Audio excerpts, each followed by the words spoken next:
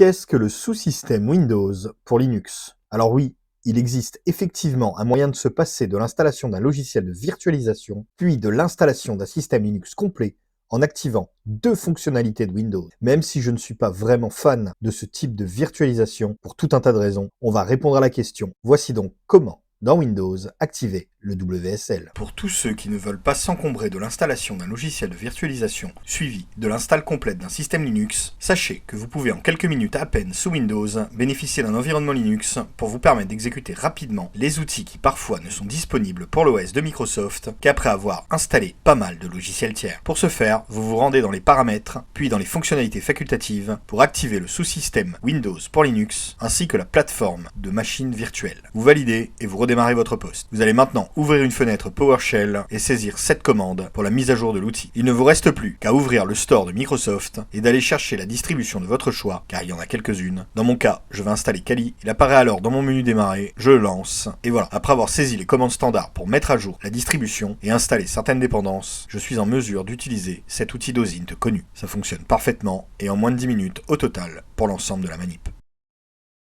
Ça dépanne. N'hésitez pas à vous manifester en commentaire ceux qui ne savaient pas que ça existait, et aussi ceux qui l'utilisent. Et si vous appréciez le contenu, abonnez-vous.